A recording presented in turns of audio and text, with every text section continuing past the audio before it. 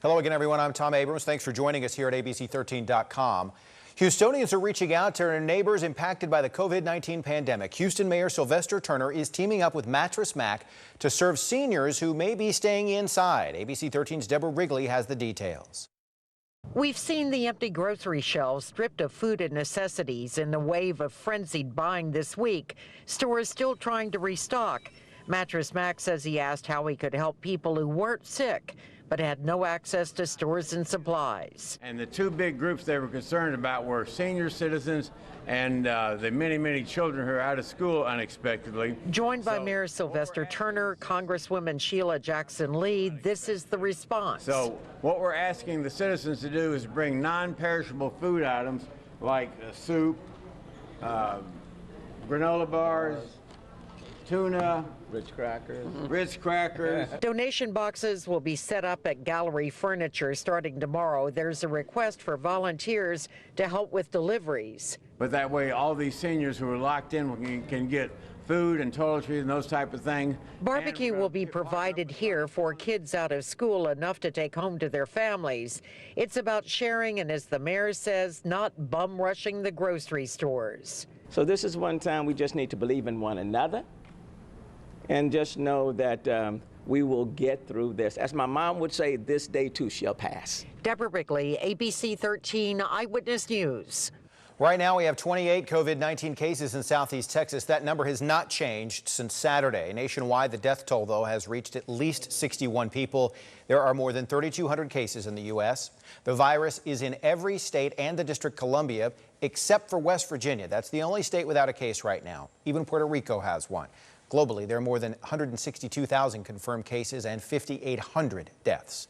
Hard-hit Italy says 368 died in just the last 24 hours, bringing the death toll in that country to more than 1,800. It's the highest outside of China. The entire nation is on lockdown. People have gone to their balconies to sing and to applaud the doctors and nurses who are fighting that virus. Spain is also under lockdown. Also, the Federal Reserve today lowered the interest rates to near zero, a new rate of 0.25%, as the Fed tries to protect the economy from the impact of COVID-19. Vice President Mike Pence says coronavirus testing now available in all 50 states. In a news conference from the White House this afternoon, Pence added there will be 2,000 labs online with high-speed testing starting tomorrow.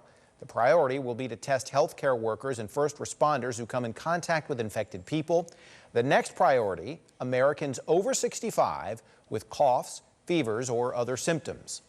A Houston family says it is in self-quarantine because of a cruise with 2 infected passengers, but it wasn't even the cruise they were actually on. ABC 13's Stefania Coley explains why they were asked to quarantine. What started as a happy family cruise for Clifford and Vivian Corliss ended with rising concerns. First, an announcement by the captain on one of their last days sailing that the cruise line would be suspending all cruising in the U.S. for the next 30 days in light of the COVID-19 outbreak. Panic started striking everyone, and we were concerned about if we were going to be able to get off of the vessel because maybe we're going to disembark in New Orleans. They were able to disembark. That was in Louisiana just yesterday. They arrived to news of a national health emergency being declared by President Trump, but they felt lucky to know their ship wasn't affected by the virus. That was then. Less than an hour later, the email came from Royal Caribbean. There were 2 confirmed cases of COVID-19 that may have been associated with travel aboard the Majesty of the Seas. The notice from Royal Caribbean states the cases may be from the sailing before theirs, but not much else. We don't know who it was. And that's one of the biggest concerns for the Corliss family. Was it a cruise member? Was it a passenger? Was it someone working at the port? I don't think we have enough information. The family is now self-quarantined in their home, hoping for the best with questions they hope to have answered soon. Who could have possibly had contact with the sailing before us? Was it actual guests? Was it crew? That way we're more aware. I'm Stefania Coley, ABC 13 Eyewitness News. Most churches in the city were empty this morning, many of them turning to online streaming services after the CDC cautioned against large gatherings. But the Catholic churches were business as usual after the local archdiocese recommended Mass continue uninterrupted. ABC 13's Micah Hatfield spoke to parishioners who say they were pleased with that decision. Just because it's Sunday. That's right. We're supposed to come to church on Sunday. Even given the opportunity to live stream Mass from home, members of the Catholic Church showed up to St. Charles Borromeo. Although they say attendance was down, the church was about a quarter full. Well, I was wondering if there's going to be a sign out in front saying there's no church. The Archdiocese of Houston and Galveston recommended Mass continue as scheduled. They say it's to maintain normalcy for people of faith despite the coronavirus. Austin also held Mass, while San Antonio and Dallas canceled until April. Some parishioners admit to being fearful about COVID-19. I came in today saying that I'm not going to use the water. I'm just going to give the sign of the cross and go. But they didn't have the holy water there, which is great. It was obviously something on everyone's mind. People bowed to one another when they walked in rather than shaking hands.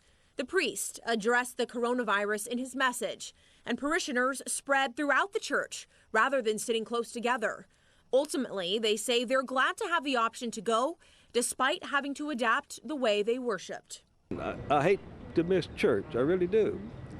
And it's something that, I don't know, I love church.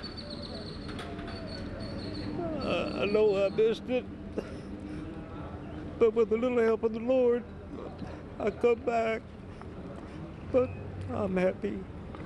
In North Houston, Micah Hatfield, ABC13 Eyewitness News. A number of local school districts will begin offering free meals to students tomorrow, even though they're shut down for either spring break or COVID-19.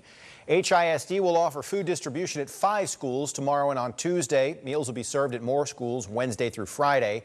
Other districts, including Aldine, Fort Bend, Katy, Klein, and Pasadena, and Tomball, are offering curbside or grab-and-go meals this week.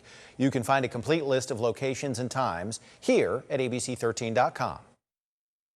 Rain chances will be growing for the week ahead. We'll start off with a 30% chance of rain showers returning to work on Monday and Tuesday. And then as we get to Friday, have the umbrellas, a 60% chance of showers and thunderstorms as a cold front swings through, and it looks like we'll have some rain behind the front. So Saturday and Sunday will be cooler, but still with a 30% chance of lingering rain showers. Overnight, dropping down into the mid-60s. So we're going down from the low 70s to the mid-60s. Rain chance stays fairly low. And then the rain chance will be climbing as we get into tomorrow afternoon. But again, it's a low chance at 20 to 30%. Most of us stay dry on Monday. We look for temperatures to stay below 80 degrees for the first time in several days. Why? We've got a cloud maker rolling this way. It's a disturbance out in West Texas. That's going to be bringing some bigger thunderstorms, but it fizzles on its way to Southeast Texas. But then we get enough moisture coming in here for at least a few showers in the afternoon. And so there's your 30% chance of rain as we head into that evening drive time. On Tuesday, another one of these upper level disturbances will swing through the sky, a 30% chance of a few thunderstorms, high back to 81.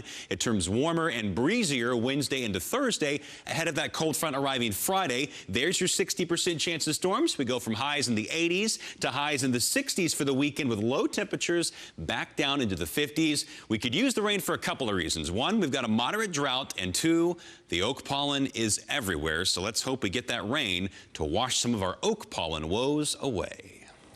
Thanks, Travis, and thank you for joining us on our digital newscast here on ABC13.com. We'll see you tonight on television at 10, right after American Idol and The Rookie. We'll see you later.